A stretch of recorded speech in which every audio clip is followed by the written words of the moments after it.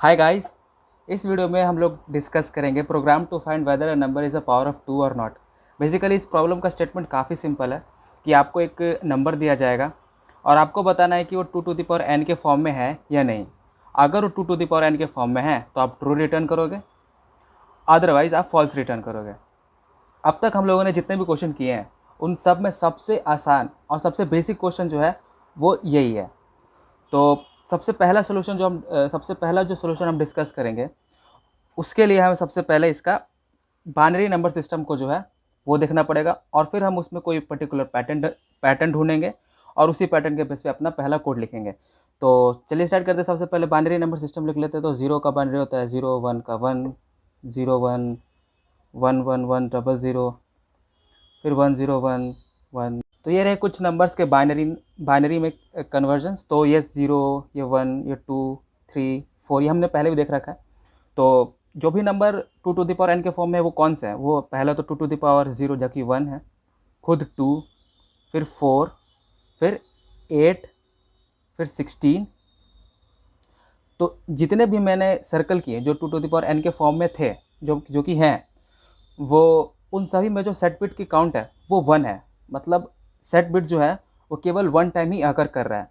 तो याद कीजिए सबसे पहला क्वेश्चन जो हम लोग ने डिस्कस किया वो था count the number of set bit. तो अगर उसी फंक्शन को हम यूज़ करके अगर काउंट ऑफ सेट बिट नाम का फंक्शन अगर 1 रिटर्न करता है, उस फंक्शन में अगर हम ये नंबर सेंड करें, मतलब एज एन आर्ग्यूमेंट पास करें, और अगर हमें काउंट सेट बिट काउंट की वैल्यू अगर 1 आती है तो मतलब वो 2 टू द पावर n का फॉर्म है। तो ये रहा इसका कोड। तो मैंने काउंट सेट बिट नाम का फंक्शन एक बना रखा था जैसा हमने पहले भी डिस्कस किया। और अगर काउंट की वैल्यू यहाँ पर 1 होती है तो मैं ट्रू रिटर्न कर देता हूँ, अदरवाइज मैं फॉल्स रिटर्न कर देता हूँ। इस particular count set bit function को मैंने पहले ही डिस्कस कर रखा है, तो मैं इससे ज़्यादा और डिस्कस नहीं करूँगा। मैं बस यही बताऊँगा कि यहाँ पे हमने उस फर्स्ट वीडियो लेक्चर में हमने यहाँ पे बताया था कि ये टॉगल होता है। हम टॉगलिंग करते हैं राइट मोस्ट बिट को। मतलब आप दो कंटिन्यूस नंबर को अगर आप बीच में बिटवाइज एंड करते हो तो उसकी जो राइट मोस्ट बिट है वो हट जाता है। और ऐसा तब तक ही चलता है जब तक जितने नंबर ऑफ सेट बिट्स हैं। आपने एक बार किया तो सबसे राइट मोस्ट बिट होगा वो हट जाएगा। आपने फिर से इसे लूप चलाया तो सेकंड राइट मोस्ट बिट जो होगा वो हट जाएगा। और ऐसे चलते चलते सारे सेट बिट 0 हो जाएंगे और एट द एंड आपके पास काउंट आ जाएगा। तो अभी हमने देखा कि अगर सेट बिट काउंट की वैल्यू अगर 1 होती है मतलब वो 2 टू द पावर n का फॉर्म है। और फिर अगर 1 होता है तो हम ट्रू रिटर्न कर देंगे, अदरवाइज हम फॉल्स रिटर्न कर देंगे। ये एक सोल्यूशन आपके पहले माइंड में आ जाना चाहिए क्योंकि इसी प्लेलिस्ट में हम लोगों ने कई कई बार सोल्यूशन देख रखा है। तो ये चीज़ है। दूसरा सोल्यूशन देखने के लिए हमें बाइनरी नंबर सिस्टम को फिर से देखना पड़ेगा। हम उसे फिर से कुछ पैटर्न ढूंढेंगे और फिर हम अपना उसी के बेस पे अपना सेकंड अप्रोच सेकंड सोल्यूशन जो है उसका कोड निकाल लेंगे। तो बाइनरी नंबर सिस्टम में तो कई सारे पैटर्न्स होते हैं, बट इस पर्टिकुलर प्रॉब्लम के लिए हमारा जो पैटर्न होगा उसे हमने फाइंड करना है। तो हमारा जो भी 2 टू द पावर n के जो भी नंबर्स थे, यानी 1 2 सॉरी ये 2, ये 4, 8, ये 16, फिर हमारा आया यहाँ पर 32। जितने भी 2 टू द पावर n वाले फॉर्म के नंबर थे उन सभी में जो सेट बिट की काउंट की संख्या थी वो 1 थी। हमने अभी फर्स्ट सोल्यूशन में भी देखा। आप इन सभी जो भी हमने अभी बाइनरी नंबर सिस्टम में लिखा उसे आप जेनरिक करके देखो। आप इसे जेनरिक करोगे, हमने पहले भी इसे जेनरिक किया हुआ है। तो सबसे पहले वैल्यू स्टार्ट होती है 0 से, सभी में 0 होता है और सबसे पहले सारे 0 होते हैं, फिर यहाँ पे 1 होता है, फिर ये जगह भरती है तो आप नई जगह स्टार्ट करते हो, फिर से स्टार्ट करते हो, फिर हर जगह मतलब यहाँ पे 1 रहता है, यहाँ पर 0 1 0 1 चेंज होते रहते हैं। और जैसे ही सारी जगह 1 हो जाता है तो आप नई जगह 1 स्टार्ट करते हो और फिर सभी जगह पे 0 कर देते हो। यही पैटर्न हर जगह फॉलो होता है, एकदम रिकर्जन जैसा। तो अगर आप कोई भी दो नंबर के बीच का बिटवाइज एंड करोगे, किसी भी दो कंटिन्यूस नंबर का अगर आप बिटवाइज एंड करोगे तो वो 0 कभी नहीं आएगा अनटिल एंड अनलेस वो खुद नंबर ये ना हो। आप देखो, अगर मैंने इसको जनरेट करके देखा, इसका साइज़ जो होगा वो 2n में होगा। तो अगर इसका इनके बीच के कोई भी दो नंबर के बीच का अगर आप बिटवाइज एंड करोगे तो कभी ज़ीरो नहीं होएगा, अनटिल एंड अनलेस अगर वो खुद ही 2n का कोई नंबर ना हो। क्योंकि जैसे ही सारी जगह 1 होता है तभी तो एक नई जगह पे नई जगह पे 1 आता है और सारी जगह पे 0 हो जाता है। तो अगर आप इन दोनों का अगर एंड करोगे तो आपको ओवरऑल वैल्यू 0 मिलेगी और बाकी कहीं भी आपको 0 नहीं मिलेगा। बस यही इसमें एक पैटर्न था और इसी के बेस पे हमने एक दूसरा कोड जनरेट किया। तो ये रहा हमारा सेकंड सोल्यूशन, जिसमें मैंने लॉन्ग इन टाइप का एक n वैल्यू लिया है जो इनपुट एज एन आर्गुमेंट हमें मिलेगा। और अगर n की वैल्यू अगर 0 होती है तो हम फॉल्स रिटर्न कर देंगे, क्योंकि 0 तो 2n का फॉर्म है ही नहीं, और उस केस के लिए हमारा जो हमने ये पैटर्न ढूंढा वो काम नहीं करेगा। तो अगर n बिटवाइज एंड n-1 मतलब कंटिन्यूस नंबर का अगर ओवरऑल 0 है तो हमें ट्रू रिटर्न करना है, बट ओवरऑल 0 हो गया तो ये फॉल्स रिटर्न कर देगा, इसलिए हमने आगे नॉट लगाया हुआ है। तो n बिटवाइज एंड n-1 अगर 0 होता है तो आपने नॉट करके ट्रू रिटर्न कर देना है, अदरवाइज फॉल्स रिटर्न हो जाएगा। क्योंकि हमने मालूम है कि अगर कहीं भी कंडीशन के अंदर कोई नॉन ज़ीरो वैल्यू होती है तो उसे ट्रू माना जाता है, और अगर 0 होता है तो उसे फॉल्स माना जाता है। बट इसके आगे तो नॉट लगा हुआ है तो ओवरऑल ये ट्रू ही हो जाएगा। इस पर्टिकुलर दो लाइंस को हम और भी कॉन्सेंट्रेट मतलब इसे और छोटा किया जा सकता है। जैसे अगर n logical and not n-1, I hope आप समझ रहे होंगे कि इसमें बीच में जो है लॉजिकल एंड है और शुरुआत में n है। तो मैंने इन दोनों ही कंडीशंस को मर्ज करके एक सिंगल लाइन का कोड बना दिया और ये कांस्टेंट टाइम लेता है। हमारा जो फर्स्ट सोल्यूशन था वो लॉग एन में कॉम्प्लेक्सिटी जा रही थी उसकी, बट हमने इस पर्टिकुलर सेकंड सोल्यूशन में हमने इस पर्टिकुलर प्रॉब्लम को कांस्टेंट टाइम में ही सॉल्व कर दिया। और अभी मैं जो बता रहा हूँ कि आप इन जो दो लाइन जो आप लिख रहे हो कोड, आप इसे और छोटा कर सकते हो बस just by substituting this line. सबसे पहले अगर बेस केस देख लो, मतलब अगर n की वैल्यू 0 होगी तो यहाँ पे 0 होएगा और बीच में क्या है लॉजिकल एंड।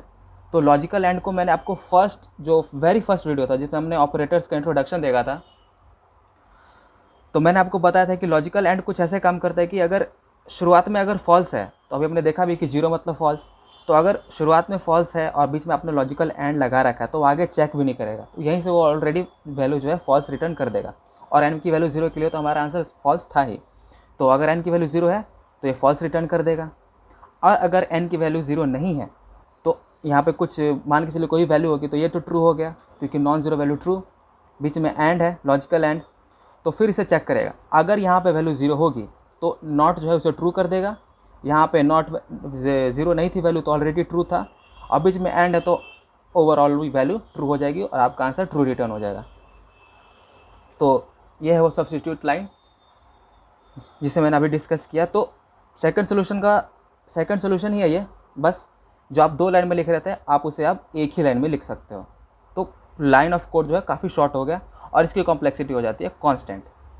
जो थर्ड सोल्यूशन है उसको डिस्कस करने के लिए आपको छोटी सी नॉलेज होना चाहिए लॉग का। आपको मालूम है लॉग कैसे काम करता है, जैसे लॉग बेस 10,000 है तो इसका क्या मतलब हुआ कि मैं 10 पर कौन सी पावर रखूं कि मुझे 1000 मिल जाए, तो लॉग बेस 10,000 का आंसर हो जाएगा 3। एक और एग्जांपल ले लेते हैं, जैसे log बेस 10 है 100, तो 10 की पावर में ऐसा क्या रखूँ कि मुझे 100 मिल जाए, तो इसका आंसर होगा 2। ठीक इसी तरह log बेस 10 की अगर वैल्यू 10 है तो मुझे 10 की वैल्यू में ऐसा क्या रखूँ कि मुझे 10 मिल जाएगा, तो 1। 10 का पावर में ऐसा क्या रखूँ कि मुझे 10 मिल जाएगा, तो 1। log बेस 10 1, मैं 10 की पावर ऐसा क्या रखूँ कि मुझे 1 मिल जाएगा, यानी 0, 10 to the power 0 that is 1। I hope आपको समझ में आ रहा होगा कि लॉग जो है काम कैसे करता है। हम इसी पर्टिकुलर प्रॉपर्टी का यूज़ करके हम अपना थर्ड सोल्यूशन लिखेंगे। अगर वैल्यू जैसे अगर मान के चलिए 10 log 10 बेस 5, अगर ये क्वेश्चन है तो हमें नहीं मालूम कि वैल्यूज़ क्या आएंगी, पर वो कुछ पॉइंट में ही आएगा। इसका मतलब कि अगर वैल्यूज़ हम यहाँ पे जो भी वैल्यू लिखते हैं वो इस बेस के अगर किसी पावर में होता है तो हमारा जो आंसर होता है वो इंटीजर टाइप का आता है। बट यहाँ पे जो हमारा वैल्यू है वो बेस में नहीं जा रहा होता, कोई बेस को फॉलो नहीं कर रहा होता, तो हमारा जो आंसर होता है कोई फ्लोट टाइप का वैल्यू आता है। बस हम इसी चीज़ का यूज़ करेंगे। तो हमारा जो है नंबर जो है बाइनरी नंबर सिस्टम है। बाइनरी नंबर सिस्टम में हम निकालने की कोशिश कर रहे हैं। तो अगर लॉग बेस 2 कोई नंबर है और वो 2 टू द पावर n के फॉर्म में नहीं है, अगर 2 टू द पावर n के फॉर्म में नहीं है तो हमारा जो आंसर आएगा वो कोई फ्लोट वैल्यू होएगा। बट इन केस अगर हमारा जो लॉग बेस 2 और 2 टू द पावर n का फॉर्म है तो हमारा आंसर जो है वो n आएगा, क्योंकि इसका मतलब वही हुआ ना कि मैं 2 की पावर पे ऐसा क्या रखूँ कि मुझे 2 टू द पावर n मिल जाएगा। तो आप 2 टू द पावर पे आप n रखो तो आपको 2 टू द पावर n मिल जाएगा। आई होप आप समझ रहे होंगे कि मैं क्या कहना चाहता हूँ। तो अगर आप लॉग बेस 2 पे अगर आपने वैल्यू कोई पास करी और वो 2 की पावर में नहीं है, 2 टू द पावर n के पावर में नहीं है, तो उसकी जो लॉग की वैल्यू होगी वो कोई फ्लोट में होगी, हमें नहीं जानना है वो क्या होगा। बट इन केस अगर आपका जो वैल्यू है वो 2 टू द पावर n के फॉर्म में है तो आपको जो आंसर मिलेगा वो इंटीजर टाइप का होगा, और वही आपका ट्रू रिटर्न करवाएगा कि वो इंटीजर है या नहीं। और वो इंटीजर है या नहीं वो कैसे चेक करेंगे, हम फ्लोर और सील वैल्यू का यूज़ करके। मेरे फ्लोर और सील वैल्यू के बोलने से आपके दिमाग में ज़रूर एक सोल्यूशन ज़रूर क्लिक कर रहा होगा, और यही उसका आंसर है। जैसे अगर मान के चलिए अगर मैं लॉग बेस 2 6 रखता हूँ तो इसका आंसर जो होता है वो होता है, पहले से मैंने लिख रखा है ताकि टाइम बचे, 2.5849 है। तो 2.5849 का अगर आप सील वैल्यू लोगे तो इसकी सील वैल्यू होती है 3 और फ्लोर वैल्यू होती है 2। तो ये दोनों अलग अलग हो गए, ये दोनों बराबर नहीं है। सिमिलरली अगर आप लॉग बेस 2 9 लेते हो जिसकी वैल्यू होती है 3.169, अगर आपकी इसकी सील वैल्यू लोगे तो हो जाएगा 4 और आपकी इसकी फ्लोर वैल्यू लोगे तो हो जाएगा 3, जो कि बराबर नहीं है। बट इन केस ऑफ अगर आप इसकी वैल्यू लोगे 2 टू द पावर 8 तो जिसका आंसर होएगा 3, और इसका फ्लोर वैल्यू भी होगा 3 और इसका सील वैल्यू भी होगा 3, जो कि बराबर है। तो इस केस में हमको रिटर्न करना होगा ट्रू। तो आइए हम इसका थर्ड सोल्यूशन का कोड भी देख लेते हैं। यह रहा वो कोड जिसके बारे में हम लोग बात कर रहे थे कि अगर n की वैल्यू 0 है तो उस केस में तो हमें कुछ करना ही नहीं है, क्योंकि n बराबर 0 तो 2 टू द पावर n का कोई तो फॉर्म ही नहीं होता, तो हम फॉल्स रिटर्न कर देंगे। लेकिन अगर सील ऑफ log 2n बराबर है फ्लोर ऑफ log 2n के, मतलब वो 2 टू द पावर n का फॉर्म है, और हम उस केस में ट्रू रिटर्न कर देंगे, अदरवाइज़ हम फॉल्स रिटर्न करेंगे। और बीच में है जो है इक्वल टू का असाइनमेंट भी है। तो ओवरऑल अगर वैल्यू दोनों की बराबर हुई तो हमें ट्रू मिल जाएगा, हम रिटर्न ट्रू कर देंगे, अदरवाइज़ हम फॉल्स रिटर्न कर देंगे। तो इस वीडियो के लिए इतना ही। हमने अभी इस पर्टिकुलर क्वेश्चन के हमने 3 सॉल्यूशंस देखे जो काफ़ी आसान थे, और जैसे मैंने आपको बताया था कि ये अपने आप में क्वेश्चन ही काफ़ी आसान है। तो आई होप आपको ये तीनों सॉल्यूशंस समझ में आए होंगे। इस वीडियो के लिए इतना ही रहने देते हैं, तब तक के लिए थैंक्स फॉर वॉचिंग।